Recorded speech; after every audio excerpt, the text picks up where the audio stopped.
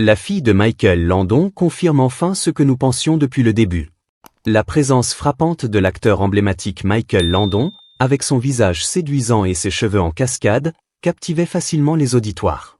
Sa confiance était palpable, manifeste dans son aisance devant la caméra, souvent dévoilant son torse sans hésitation. Pourtant, derrière cette façade de prestance se cachait une vie voilée de tragédie, connue uniquement de ses proches.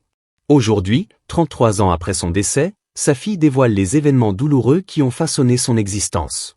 Commençons. Elle a eu du mal à grandir. À travers les mots de sa fille, la vie de Michael Landon a été marquée par de nombreuses épreuves, commençant par une enfance tumultueuse. En grandissant, il a fait face à un harcèlement incessant de ses pairs en raison de ses origines mixtes, étant à moitié juif.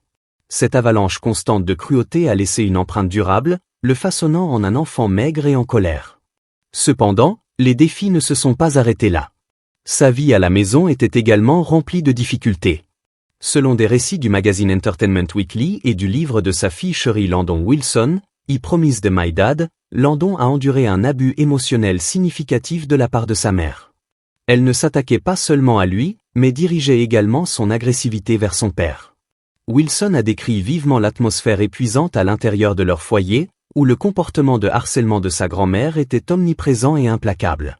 Le père de Landon, bien qu'initialement peut-être incapable de contrer le comportement de sa femme, a finalement cédé sous le poids d'une telle toxicité. En réponse à la négativité accablante qui l'entourait, Landon a trouvé du réconfort dans la solitude. Il s'est retiré dans son propre monde, cherchant refuge face aux dures réalités de son éducation. Dans les limites de son imagination, il a commencé à se construire une vision de lui-même, indépendante des circonstances douloureuses auxquelles il était confronté chaque jour. Ce repli dans son monde intérieur a servi de mécanisme de défense, lui permettant de supporter les épreuves de sa jeunesse. À mesure qu'il mûrissait, les aspirations de Landon l'ont conduit à poursuivre une carrière dans l'industrie du divertissement. Cependant, ses ambitions ont été accueillies par la déception lorsque son père a tenté de lui obtenir un emploi à Los Angeles grâce à ses contacts chez RKO Radio Pictures. Cet incident, relaté par le magazine People, a été un revers humiliant pour le père et le fils, privés d'accès à la propriété par un vigile inflexible. Cela a été un rappel brutal des limites qui leur étaient imposées. Déterminé à tracer son propre chemin et à se libérer des contraintes de l'endettement, Landon a pris une décision capitale. Il a résolu de tracer son propre chemin, refusant de compter sur des faveurs ou des relations pour son succès. Cette détermination à façonner son destin à sa manière est devenue un principe directeur de sa vie. Bien qu'il n'ait pas initialement l'intention de poursuivre une carrière d'acteur professionnel, les circonstances ont conspiré pour le mener sur cette voie. Comme le relate le livre de Sherry Landon Wilson, l'incursion de Landon dans le monde du théâtre a commencé de manière inattendue alors qu'il travaillait dans une usine de rubans. C'est là, au milieu de la monotonie de la vie en usine, qu'un collègue s'est approché de lui pour lui demander de l'aide pour une audition chez Warner Bros.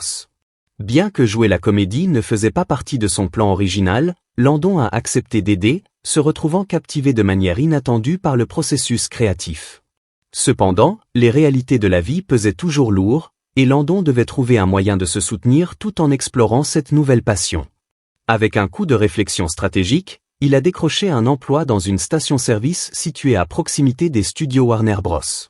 Cette décision n'était pas seulement une question de stabilité financière, c'était une démarche calculée pour s'immerger dans le monde de Hollywood, espérant que la proximité du studio offrirait des opportunités de réseautage et d'exposition. Le parcours vers le succès. La chance a favorisé Landon lorsqu'un cadre l'a remarqué pendant ses shifts à la station-service, reconnaissant son potentiel et l'encourageant à suivre une formation formelle en art dramatique. Porté par cet encouragement, Landon s'est lancé dans un voyage d'amélioration de soi, s'inscrivant à des cours de théâtre pour perfectionner son métier. Malgré les exigences de ses études, il a continué à surmonter les difficultés pour joindre les deux bouts, en acceptant divers petits boulots pour subvenir à ses besoins. Dans un geste symbolique de réinvention, Landon a choisi d'adopter une nouvelle identité, abandonnant son ancien moi et adoptant la persona de Mike Landon. Le choix du nom, tiré d'un annuaire téléphonique banal, portait un sentiment de libération et de possibilité, signalant sa volonté d'embrasser les opportunités qui se présentaient. Cependant, l'ascension de Landon dans le monde du cinéma n'a pas été météorique. Inébranlable face aux revers et aux rejets, il a persévéré avec une détermination inébranlable, passant des auditions sans relâche et acceptant des rôles mineurs comme des marches vers son objectif ultime. Chaque audition, chaque petit rôle, était un témoignage de sa résilience et de son engagement inébranlable envers son métier.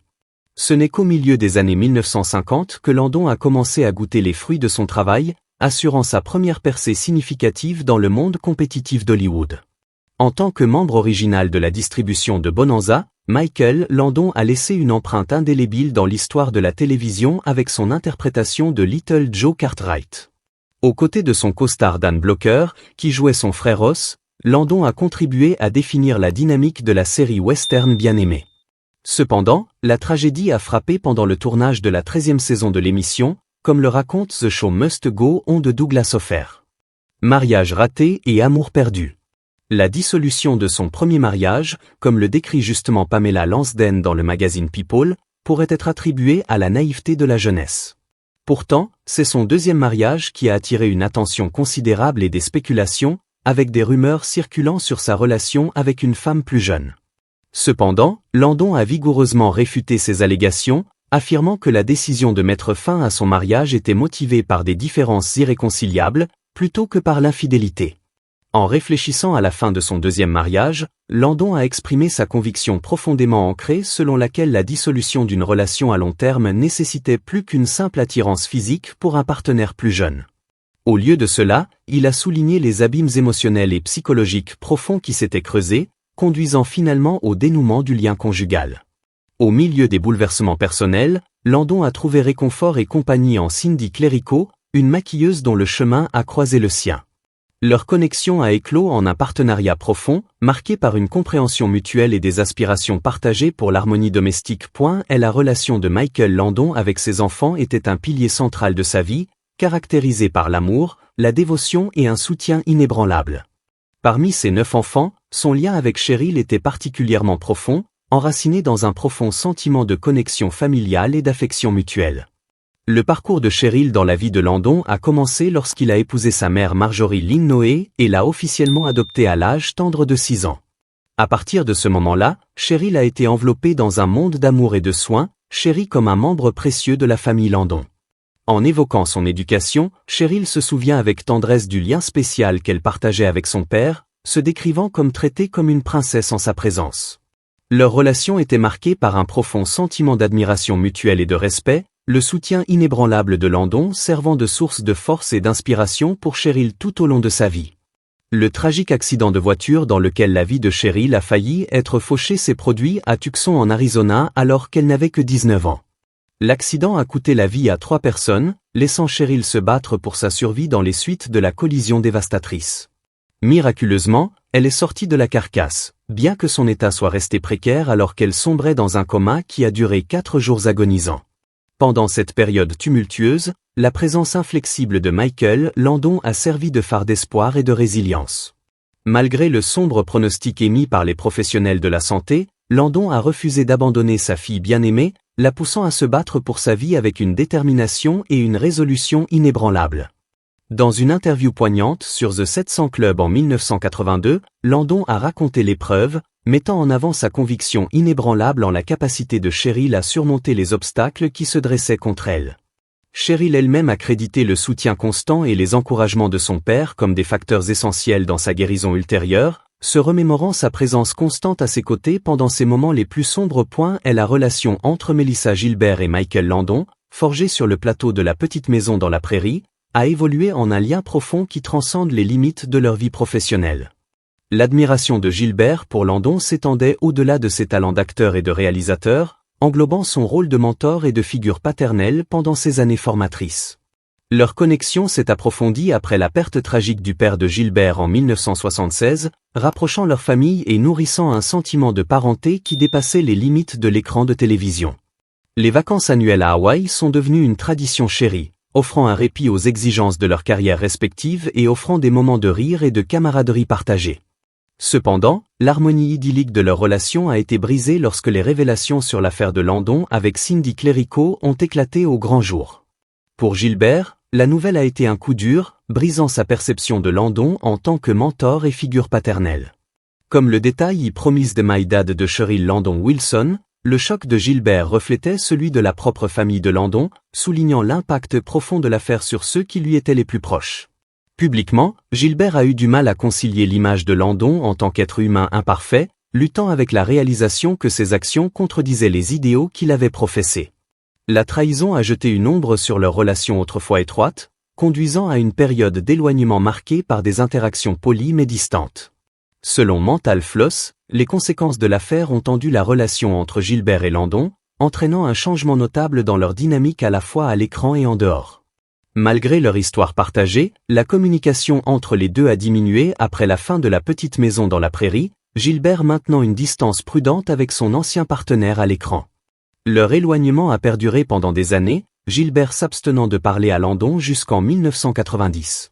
Pourtant, malgré la rupture qui s'était formée entre eux, Gilbert n'en voulait pas à son père à l'écran. Dans les années suivantes, elle se souvenait affectueusement de Landon comme d'un talent exceptionnel et d'un être humain compatissant, réfléchissant à son héritage multifacette avec chaleur et appréciation. Pour Gilbert, la complexité de sa relation avec Landon témoignait des nuances de la connexion humaine, soulignant l'impact profond que les individus peuvent avoir les uns sur les autres, tant dans les moments de triomphe que dans les périodes de lutte douloureuse. Douloureuse lutte contre le cancer et la mort. La vie de Michael Landon prit un tournant profond lorsqu'il reçut un diagnostic dévastateur de cancer en avril 1991, un moment qui allait à jamais altérer la trajectoire de son existence.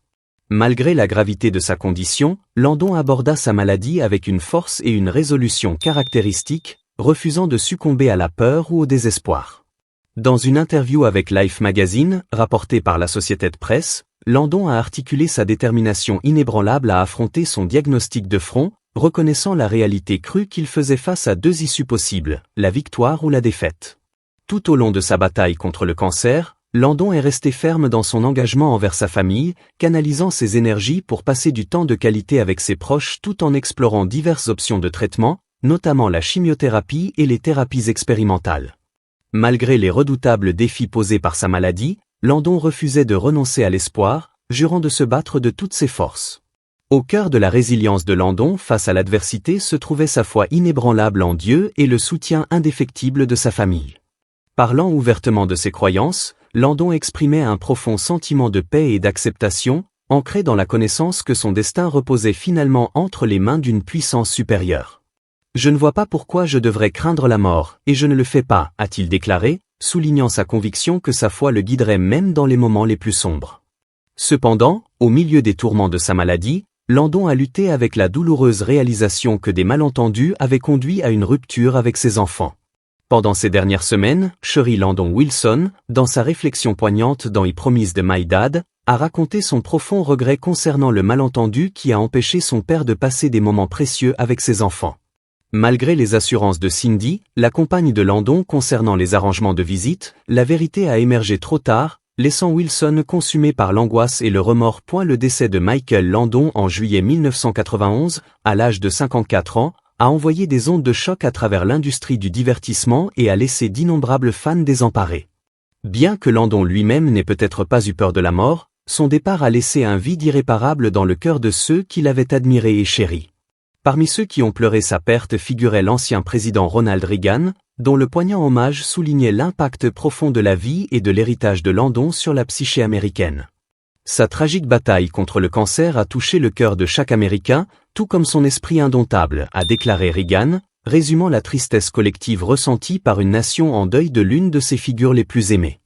L'occasion sombre des funérailles de Landon a été marquée par un rassemblement de 500 personnes lors d'une cérémonie privée. Parmi ceux qui ont rendu hommage se trouvait Melissa Gilbert, dont le vibrant hommage capturait l'essence du caractère de Landon et l'impact profond qu'il avait sur ceux qui l'entouraient. Il était tellement spécial et tellement fondamentalement bon, se remémorait Gilbert, réfléchissant à l'intégrité inébranlable et à la constance du caractère de Landon. Avec lui, notait-elle, on savait toujours exactement où l'on se tenait, témoignant de l'authenticité et de la sincérité qui définissaient les relations de Landon avec les autres. Dans les années qui ont suivi son décès, l'héritage de Landon a perduré, immortalisé à travers ses contributions à la télévision américaine. Malgré les circonstances tragiques de sa mort, l'esprit indomptable de Landon est resté intact, avec son optimisme inébranlable rayonnant jusqu'au bout. Comme le note le magazine People, Landon aborda ses derniers jours avec un sentiment de contentement et de gratitude, réfléchissant sur sa vie avec un profond sentiment d'accomplissement. « J'ai eu une sacrée chance ici », remarqua-t-il, reconnaissant la richesse de ses expériences et les bénédictions qu'il avait rencontrées en cours de route. La bataille de Landon contre le cancer était devenue publique après une conférence de presse à son domicile. Mais Gilbert avait pressenti la gravité de sa condition bien avant toute annonce officielle, reconnaissant le tribut que des années de tabagisme et de consommation d'alcool avaient eu sur sa santé. Se préparant nerveusement à la réunion émotionnelle, Gilbert rassembla enfin le courage de rendre visite à Landon une semaine avant son décès. Le spectacle qui l'attendait était un départ frappant de la figure robuste et énergique qu'elle avait connue lors de leurs jours partagés sur le plateau. Landon, autrefois l'incarnation de la force et de la vitalité en tant que paix à un Galles, semblait maintenant fragile et émacié, son esprit autrefois vibrant assombri par l'avancée implacable de la maladie. Le cœur de Gilbert se brisa à sa vue, le décrivant comme presque invisible, un témoignage troublant des ravages du cancer. Malgré le voile de la maladie qui planait sur les derniers jours de Landon, des moments de chaleur et de connexion profonde furent partagés entre les membres de sa famille. Entouré de ses 9 enfants, Landon ressentit un sentiment de clôture et de tranquillité, peut-être même apercevant la lumière proverbiale, comme le raconta sa fille Leslie. Des rapports suggéraient que Landon s'engagea dans des conversations avec ses parents décédés, trouvant du réconfort dans la présence imaginaire de ses proches attendant son arrivée dans l'au-delà. Lors d'un échange poignant avec ses enfants, Landon accepta l'inéluctabilité de son destin avec grâce et amour. Ses dernières paroles, « Vous avez raison, c'est le moment. Je vous aime tous » servirent de témoignage poignant de la profondeur de son affection et du lien indéfectible qu'il partageait avec sa famille. Alors qu'il disait au revoir à ses enfants, Landon chercha du réconfort dans les bras de sa femme dévouée Cindy, trouvant réconfort et paix en sa présence alors qu'il se préparait à entreprendre son dernier voyage. Que pensez-vous des tragédies qui ont marqué la vie de Michael Landon? Laissez-nous vos commentaires dans la section ci-dessous. Nous espérons que vous avez trouvé cette vidéo utile. N'oubliez pas de laisser un pouce levé, et de vous abonner à la chaîne si vous l'avez apprécié. Merci d'avoir regardé, et à bientôt dans les prochaines vidéos. Au revoir.